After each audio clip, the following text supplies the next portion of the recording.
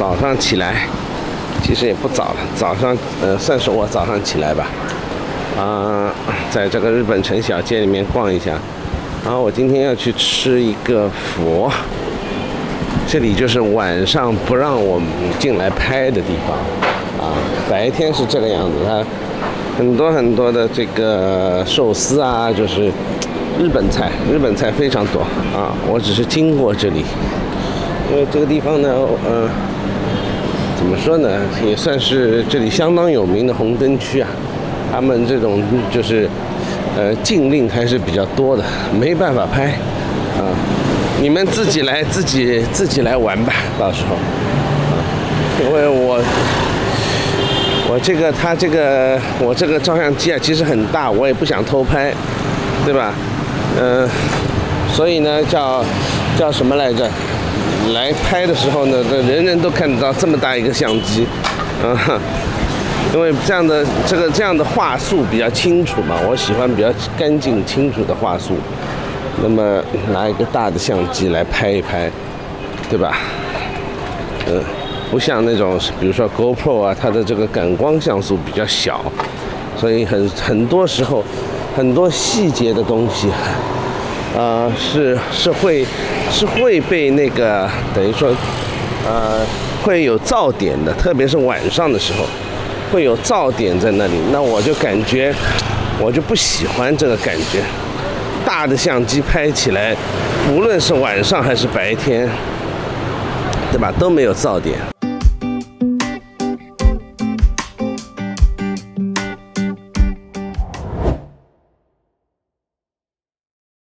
现在其实已经快中午了，中午11点多吧，刚刚爬起来，因为昨天睡得比较晚，然后我也是坏习惯在打游戏，新出的那个 Diablo 4啊，就是暗黑4，我一直在玩这个游戏，最近迷上了一个打那个游戏，所以昨天打到晚上3点多，现在刚刚起，因为在这里也没什么特别的事情嘛，所以就打游戏，然后白天嘛就做市场调查做一下，还有开一些会啊，把一些内容整理一下，对吧？然后晚上呢，确实也是比较无聊，我也不太高兴，因为去的地方太多了，也不太高兴说，哎呦，我到处逛。而且越南这个地方啊，它不是你所想象的，就是比如说到曼谷啊，我很多地方可以去。它本来就是个旅游城市，这个旅游城市里面，你看单庙你就走不完，曼谷的庙你就走不完。但是这个越南呢，这个哪里来的东西，哪里来的庙，就跟上海一样。其实它没有上海好了，当然了，就是说除了车还是车，然后他带你去看的那些都是一些乱七八糟的东西，旅游景点啊都不怎么样，所以我就来这里喝喝咖啡，然后享受一下生活。你可以，你说真的是有什么特别好玩的地方？我觉得不见得啊。看起来中午他们也是就是吃饭的人还是很多的，主要就是喝咖啡，好像喝饮料，他们是这样的，饮料一个饮料一杯咖啡，就是一杯茶加一杯咖啡，这样子呢，就是他这个茶也配得挺好的，就是说喝了茶以后不会觉得咖啡太苦太难喝。经过这家戏院啊，我特地录一下，这种戏院中国好像已经很少了就是做一些就是大戏的这个戏院，它这里还是有，包括它还有竟然你看那个竟然是包公演包青天的有意思吧？这都是越南的一些戏最近在上演的一些戏都挺有意思的，说明它还保留了一些传统的文化在这里啊，包括这里它还是个电影院嘛，啊，然后看看这个标志，工农兵啊，有意思吧？中午的时候，越南人都是这样的，坐在这里吃午饭，就是街边一坐，然后拿个小板凳，而且这小板凳，你看矮的简直就是跟什么一样，很矮很矮。每个地方他们都有他们自己的生活习性，特别是热带地区。这个越南的这个教培行业也挺发达的，这里是一个就是教英语的那个。专门教英语或者教其他语言的那个语言中心啊，是吧 ？Education of Life， 啊，这个就是一个上小课的地方，他们挺注重教育的，所以他们的这个英文啊，普遍是比泰国人其实来得好，啊。然后我们今天要吃的，我想吃的就是这家佛，去尝一尝，看看它这个佛怎么样啊。看上去挺不错的，把这个菜摘的放在这里面，汤里面还是挺不错的。生牛肉佛。现在是中午12点多，啊，好多人，因为，平时你是看不出来的。到了中午，那个办公室上面的那个工作人员什么全都下来了，坐的那个一桌子都是满满当当的人，所以人家这个经济确实是，就是说是在发展的，因为大量的年轻人啊，然后都是在这里工作，然后你看得出来，工作的人看得出来穿的衬衫，对吧？或许没有那么好的办公室，但是至少人家穿得干干净净的。然后坐在小板凳上吃饭，这里的工资啊，像我们上一次做过调研了，这里的工资倒是400-500是最低的，美金啊到$1000左右，400-500到$1000一个月，其实工资的水准已经很高了，这里全都是坐着这个吃饭的，啊，不管是大店小店破店。有一些店特别破，我都看不下去，但是里面坐满了人，这个吃鸡的看到没有？这里这个吃鸡的这个店，也是有不少人在里面，这个饭店很有特色，它是一个很老式的，看上去很老式的饭店，里面的东西看上去都很好吃。我的一个人来呢，他好像吃火锅，不知道是什么东西，像火锅类的锅类的东西。我一个人来就没法吃，你知道吗？这个很痛苦啊，真的。一个人的时候，就是说你想吃，有一些确实看到一些好东西啊，你没法吃，你知道吗？因为，我进去嘛又吃不完，然后嘛又很尴尬这种感觉。我来一杯咖啡，give me a coffee。Vietnamese coffee， 这个是越南的咖啡，有一些是美式咖啡，你在这里就要点越南咖啡吃，越南咖啡的味道就是完全不一样的，很好喝的，我觉得，它比美式咖啡好喝多了，就他们的咖啡豆，自己越南的咖啡豆嘛，真的好喝的，就每一个地方它都是一样的，人多吧？现在中午的时候，你看这个饭店，满满当当全是人啊！我准备走回去了。现在每天，我还在越南嘛，我是想尽量多拍一些片子，但是每天早上，也不是早上了，每天中午起来，第一件事情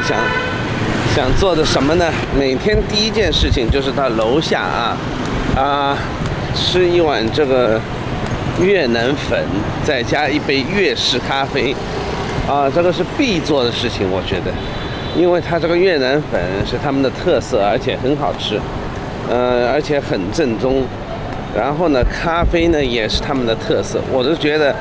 来越南这一次就是说，它这个咖啡我觉得是必喝的，越南粉是必吃的。昨天晚上睡得有点晚，然后去了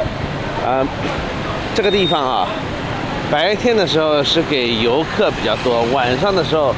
很多都是他们店里面啊有一些什么，有一些工作人员啊、小姐啊、按摩师啊，各种各样的人就跑出来了，晚上肚子饿，要吃宵夜。原来就在晚上1点钟左右，就是旁边啊是有一个大排档，大的不得了，非常非常大，很大的一个大排档。然后这些人啊，全部都在那边，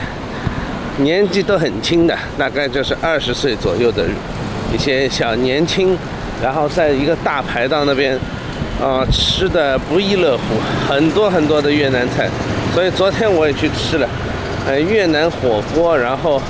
有牛肉，然后有海鲜，味道确实不错啊。这个就是真正的正宗的越南当地人吃的东西了。嘿嘿，所以说这里晚上啊是一个他们越南人的天堂啊，而且他们晚上那个大排档味道还真的不错。他们做的那个排骨，昨天我叫了一个海鲜火锅，然后加一个排骨，那个排骨好多好多肉啊，真的是跟我们现在国内不能比，它这个量很大。当地的吃的东西，你说贵吧还好，我昨天一个人吃的我点的有点多了，吃不下。一个蛤蜊包，就是他用香茅煮的蛤蜊啊，里面有很多蛤蜊，然后一个海鲜火锅，然后一个那个烤排骨，就是烤 BBQ 排骨，就这么这一份很大，我一个人根本就吃不掉，对吧？一共是48万，就是100多块钱人民币吧。这照理来说是能2个人吃的，因为我以为他们的量很小嘛。因为其他地方量其实都不是特别大的，就正好，所以我点的呢就是有点超份额了，看看好像都挺好吃的。结果呢，它这个大排档呢确实都很好吃，晚上只有晚上那么1、2点的时候才有。因为我昨天肚子饿得不行，我就下去找，看看到底有什么好吃的没有。真的是找到了，确实是有很多好吃的，而且价格呢就相对来说没有那么贵。因为他们是越南本地人嘛，没有外国人的，都坐在那边。那些年轻人啊，哇，吵得不得了，年轻人在那边大声叫，不知道这叫什么，对吧？喝啤酒，大声的叫唤，所以很有意思的。像胡志明跟上海是可以有的一比的。胡志明的人口是1300万，对吧？1300多万的这个胡志明的人口，然后呢，商业活动也是很频繁。这次我去了很多地方，特别是去了他们2区，2区是著名的就是富人区，是新发展出来的富人区。好 ，Thank you。White coffee。Yeah。每天早上这个越南牛奶咖啡啊，也可以喝黑咖啡啊。它这个咖啡真的好喝。一定，你来越南，你一定尝一尝他的喝越南咖啡。看看啊，今天那个佛没有了，他说有馄饨面，这就是我们广东很多的馄饨面，它这个价格也不贵，2样东西，这2样东西人民币30块钱，你说不贵嘛，也算是不便宜。但是嘛，就当是一个早饭了。你看，馄饨面啊，里面肉末馄饨面，加一个粤式咖啡，这里算是贵的。如果是在前面走过去，大概是5万5到6万之间，这个一个馄饨面，一杯咖啡大概是2、3万。这里是3万5，稍微贵了一点。那我不高兴走太多的路了。这里它是一个很大的店，晚上呢吃饭的人生意还挺好的。因为我现在这个时候是，下午1点钟的时候，没有什么人在这里吃午饭，相对来说这里比较安静一点。但是这里确实是比较热一点。我本来想是下去楼下喝一杯酒，一杯酒你猜多少钱？一杯酒大概是差不多要100块钱人民币一杯酒。你来这里的时候一定要小心，很多那种酒吧什么的，他们是有服务费的。你一看，原来可能就是只要就是50-60万的那个喝2杯啤酒，这服务费加上去，特别是日本街这里啊，你在里面喝一杯酒，看上去是10几万一杯酒，也就是几十块钱人民币，但是一加上那服务费，那可就贵了。我喝一杯酒，据说是多少钱来着？反正没有多少钱，10万也不知道9万人民币。其实结账结下来大概18万，因为它里面服务费什么乱七八糟的费，是吧？一加起来呢，我就觉得很贵。就是他们那个酒单上面是不写的，所以呢，这个你要非常注意。如果是去其他地方那个酒吧，不是在这里的酒吧喝呢，就这种问题少一点，但是也是有。上一次在范武老街也是的，喝一杯啤酒，收了我基本上是2杯啤酒的价格。所以你要知道他这个服务费什么费有多贵，所以他们这里宰人也是很厉害的。那么你可以去找一个，就是你可以去各个地方去喝一杯啤酒，你看一下他宰不宰。他如果不宰你，就是说他没有收这种所谓的乱七八糟的费用呢，那你可以，我觉得你可以在那边坐坐啊，喝喝酒啊，聊聊天啊，这个都是可以的。就是说也是得看地方的，很多地方就是说他宰人宰了一下，像日本人就是说，我被你宰过一次，对吧？我就不去了，以后我就再也不来了。他们这里也是一样的，你是没有什么道理跟他们讲的，但是就是说你宰一杯啤酒，那才多少钱？你就让他去宰一下嘛，宰完了以后好了，那我知道了，这家人家以后我不来了。还有看人特别多的地方，一定是比较好的，这个跟我们中国以前是很像的，就是这样的。就是越南啊，就是真正的在发展。这10天了，我已经待在这里快10天了，每天我都到各个地方、不同的地方去逛嘛，真的在发展。而且这里他们就是说，跟中国人很像，就是好像是急着钱要跑掉了，就是很急，就是赶紧想赚快钱。就是以前的中国就是这样的，想赶紧赚快钱，钱赚到手再说。那是这样没错，但是呢，就是现在有点太猴急了，感觉就比我们还要急所以让很多人来越南以后感受并不是特别好，跟来泰国不一样。去泰国我感受慢悠悠的，很舒服的，对吧？让别人赚钱，然后别人赚你钱，也把你搞得很舒服，你就感觉就是说他不单单是为了要赚钱，对吧？他给你一个好的服务，对吧？你是愿意就是说掏小费掏什么钱给你好服务的人，而不是说是要他在后面就是说你要给我多少钱这样的感觉。但是就是越南就是说要讨钱的，就是对吧？泰国呢就是说比较好一点，如果你感觉不好，你就跟他说我感觉不好，对吧？没有什么好说的。但是越南就是宰你宰的比较厉害一点，普遍就是说它这个物价就是都上去了，他们自己国内物价都上去了，都没有办法保持一个比较好的物价了。那越南这个地方发展是发展起来了，但是现在有点泡沫了，有点泡沫不要紧，它这个叫什么？这个经济规律自然会让它下去的。它不像中国那个泡沫来了呢，把它拖住，对吧？它没有那么大的实力来拖住这个泡沫，这个政府。所以呢，我觉得吧，这个地方还是要小心。如果来投资什么的，就是说最近有点泡沫化，还得等等看看。我刚才忘记说了就是说这次我来越南，然后就是说它还有一个考察的目的，就是这个店铺，我们想这里做一个店铺嘛，结果就发现这个店铺的租金跟上海一样，甚至比上海还要贵。就是他们是这样的，他们是1层、2层、3层这种小楼，它这个小楼呢，就是说因为1层、2层、3层，有时候4层、5层这样子。这个算起来面积就变得很大了，但是其实下面营业的场所大概就是，比如说只有几十个平方，然后第2层不是变100个平方，第3层变150个平方，对吧？其实上面全是用不到的，就是下面的几十个平方。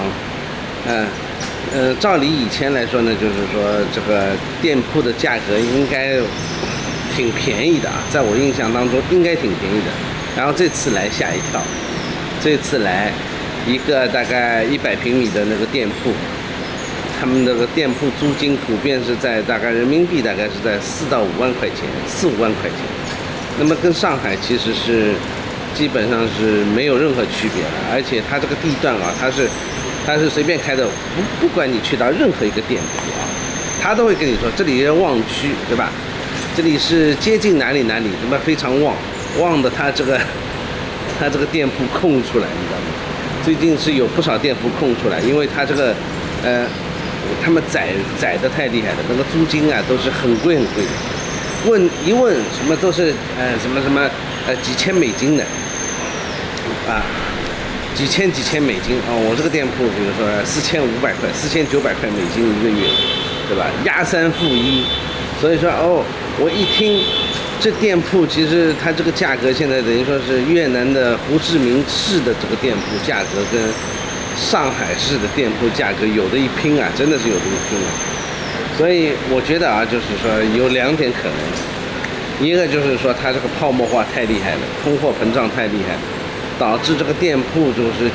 价格啊，简直是水涨船高，人有店铺的人都觉得他这里是捡到宝了，捡到黄金了。另外一个就是说，还有一点，你是外国人，他不宰你就宰谁呢？他一听到外国人，越南这里是这样的，所以这个很招人恨的啦。机场你不是出来嘛？你从机场坐计程车出来。他是要付一个停车费的，计程车要付一个停车费，因为他计程车这个跑到这个机场的停车场里面去，绕了一圈，他是要付，是多少钱来着？5000块钱的停车费。这个停车费他经常是问你拿的，然后呢，司机一问你拿呢，就是说拿5万块钱来，啊，你刚刚从飞机场这个下来呢，经常是没有感觉，它这个零啊特别多，全部都是零，后面全是零，一个个零，你有时候你晚上你都数不清楚那个到底是几个零，你知道吗？而且颜色都是很相近的，拿出来给大家看。哎呀，我跟你说，简直就是很痛苦，因为它这个钱啊太垃圾了，看上去每一张钱你看都是破烂的，感觉上面都是破烂的。然后这个是个零钱啊，2000块钱是个零钱，2000块钱等于多少钱？6毛钱。1万块钱3块钱嘛，对吧？1000块钱3毛钱嘛，2000块钱6毛钱，对吧？我跟你说，我口袋里面都是这种啊，2000块钱，就几毛钱弄得好大感觉，啊，5000块钱，这个5000块钱才多少钱？1块5毛钱，这个真的是。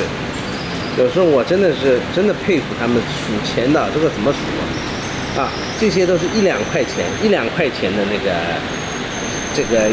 个越南盾啊，然后这里就变5万块钱了，5万块钱就15块钱了，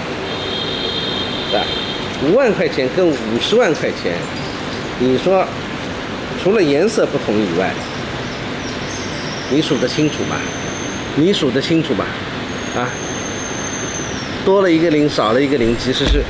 感觉真的是没有太大的感觉吧？啊，你刚来的时候是不是一样的？然后看看这里啊，这是多少钱？这是1万块钱，对吧？1万块钱。然后1万块钱跟10万块钱。是不是2个老头都一样，对吧？2张样子都一样，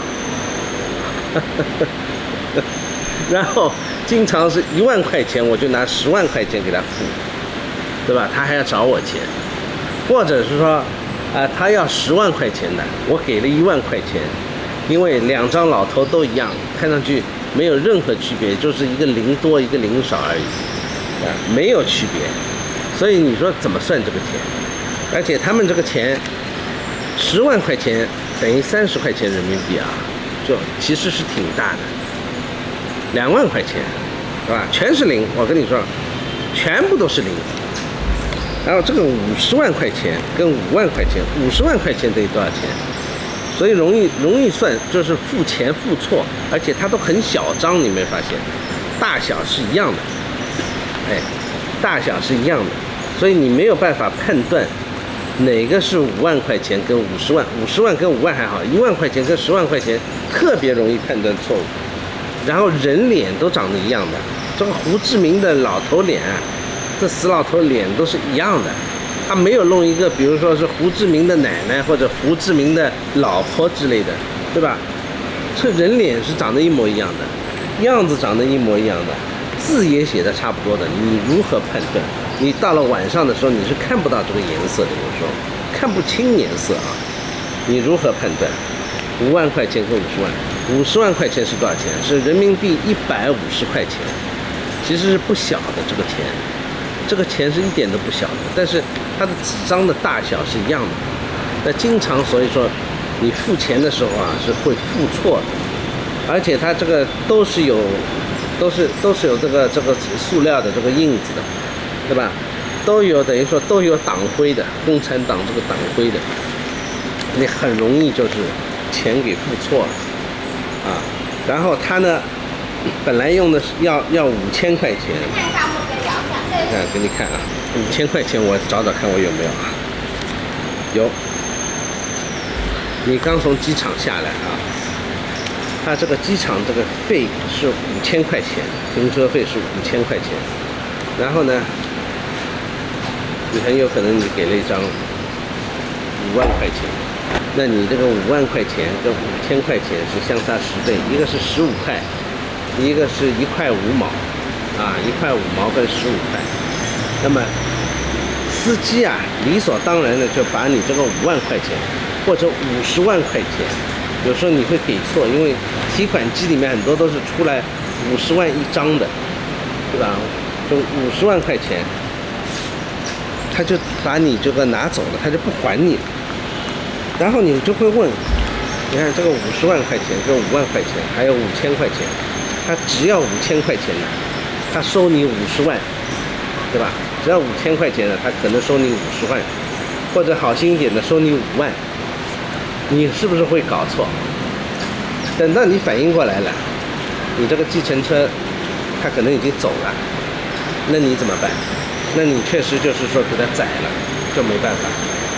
这个以前是经常发生的，在这个胡志明这个机场，他就是收你一张大的钱，存心不找给你。他说这个计程车那个停车费，那这个停车费本来只要5000，他给你收很多，对吧？现在好像没有了，现在这个事情好像是就是作为这个等于说是骗了，被整治掉了。我回来了，我回到自己宾馆了。今天是我这个在越南的这个待的最后一天，然后每一次喝它这个越南咖啡啊，它里面有放奶嘛，然后我就有点不舒服，想上厕所，这个乳糖不耐症，因为就咖啡我很少放奶，然后它这个奶咖呢是比较好喝的，所以我就每一次我都是要他喝这个奶咖，然后喝完了以后呢，这个肚子啊就不争气，赶紧回到自己这个宾馆来。